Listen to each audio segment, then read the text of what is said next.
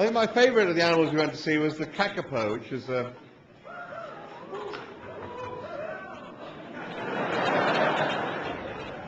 Oh, some Kakapos fans in the audience. The Kakapos is the world's largest, fattest and least able to fly parrot. Lives in New Zealand. It has, as I say, forgotten how to fly. Sadly, it has also forgotten that it's forgotten how to fly. So a seriously worried Kakapos will occasionally run up a tree and jump out of it. Opinion divides as to what then happens. Some people will tell you that the Kakapos has some sort of rudimentary parachuting ability. Other people will tell you that it flies like a brick.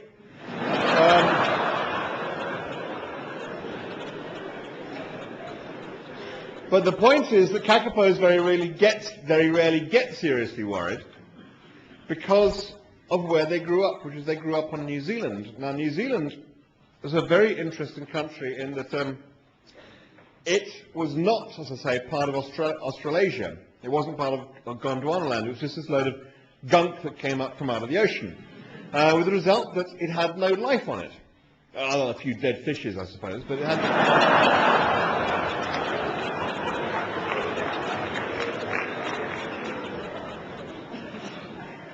So the only life that got to New Zealand was the life that could fly there, i.e. birds. So New Zealand was entirely populated by birds, other than a couple of species of bats, which are mammals, as you know, but the principle holds good. You had to fly there to get there. With the result that the ecology of New Zealand was sort of slightly unbalanced. And there was nothing living on the ground. And there were no predators on New Zealand. Now, growing up in an environment with no predators is something that is almost hard for us to imagine, because we are used to dealing with the world kind of warily. You know, you meet somebody new, you size them up before you know how you're going to be involved with them. We tend to be suspicious, wary, cautious creatures by nature.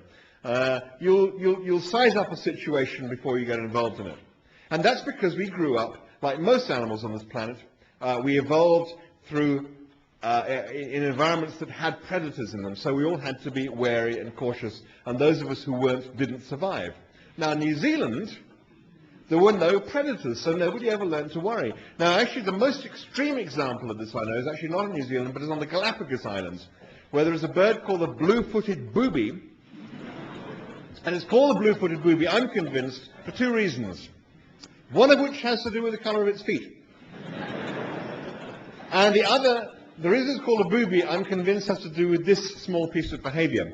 Because you can walk up to a blue-footed booby that's sitting there on the ground or on a branch. You can walk up to it, and you can pick it up. Because what the booby will be thinking, and this is why we call it a booby, I think, is that once we finish with it, we'll put it back.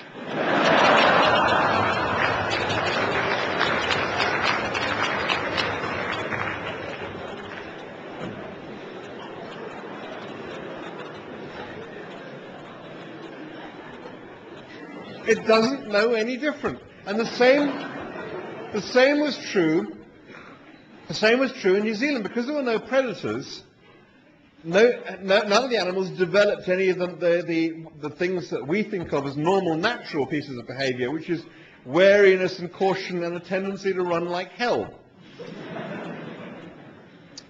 And because flying is, one of the functions of flying is that it's an escape mechanism.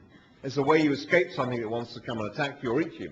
And because there was nothing on New Zealand that wanted to eat you particularly, and because flying is also a rather expensive form of travel, now I'm not talking about the airline cartels, I'm talking about the fact that it takes a lot of energy to fly. You have to, beating your wings and keeping yourself aloft takes a lot of energy. And you take energy in the form of food. And the more you eat, the heavier you get, and the more difficult it is to fly. So you have to eat a bit, fly a bit, eat a bit, fly a bit. It's actually rather a complicated and stressful form of life.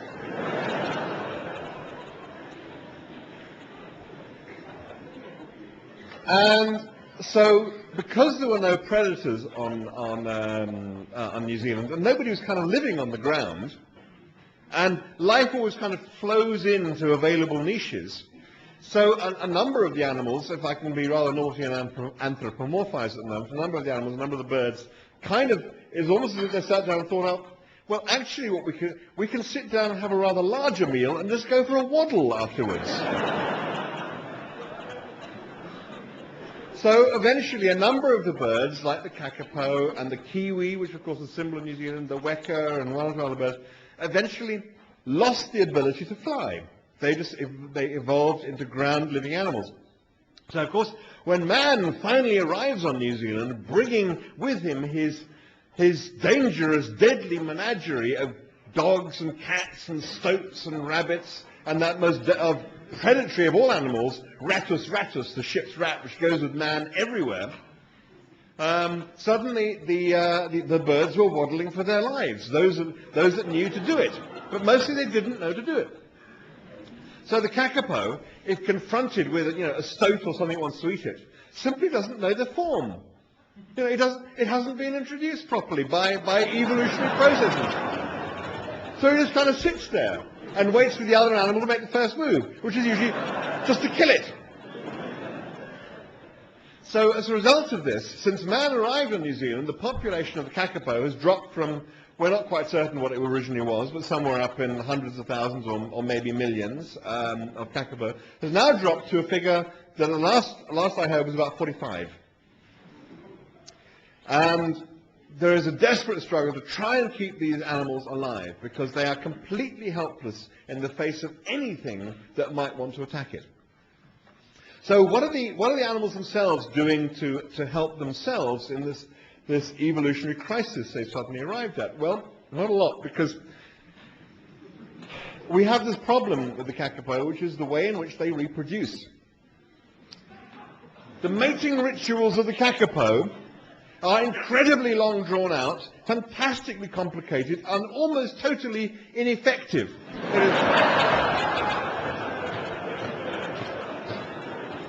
Some people will tell you that the mating call of the male kakapo actively repels the female kakapo, which is the sort of behavior you otherwise only find in discotheques.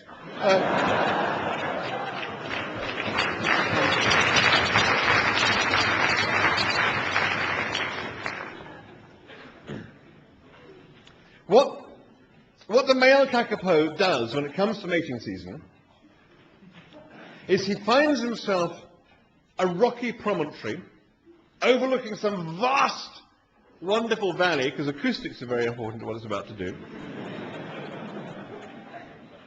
And it hollows out this bowl in the ground on this rocky promontory, and it sits in it, and it puffs out these two enormous air sacs around its chest, which is going to be reverberation chambers. And it sits there night after night for about 100 nights of the year, and it performs over and over again for 100 nights of the year for 8 hours a night. It performs over and over again the opening bars of Dark Side of the Moon.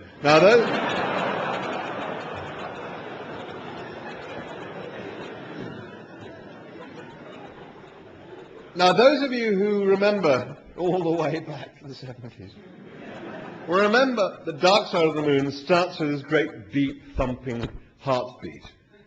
And this is the noise the kakapo makes. It's so deep and so reverberant that in fact human ears can only just pick it up. I mean, some people will tell you you can't quite hear it to begin with. You more feel it like a reverberation in the pit of your stomach. And then gradually your ear tunes into it and you hear this great whoomp, whoomp, whoomp heartbeat echoing around the valleys of New Zealand. Now, there are two things you need to know about bass sound.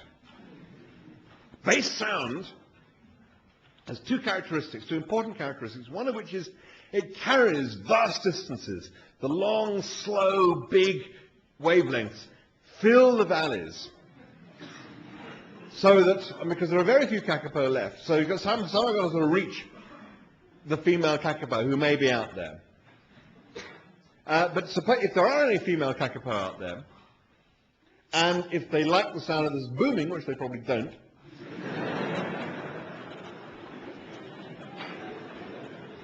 We then reach a problem caused by the second characteristic of bass sound, which is, well, let me see if I can illustrate this. Do you know there's a particular kind of stereo speakers you can get, where you have two tiny little speakers that you have to place very carefully in the room because they're carrying all the treble information and they give you your stereo image.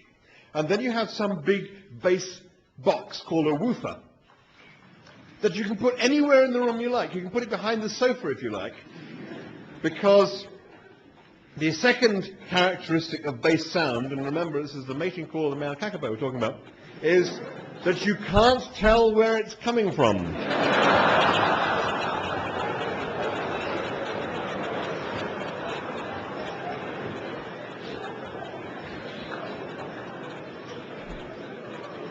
So just imagine, supposing there are some female kakapos out there, which there probably aren't, and supposing they like the sound of this booming, which they probably don't, supposing that they can then find where it's coming from, which they probably can't,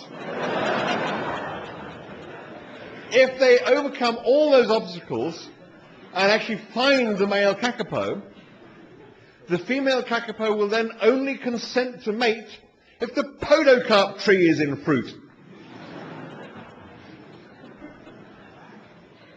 Now, we will...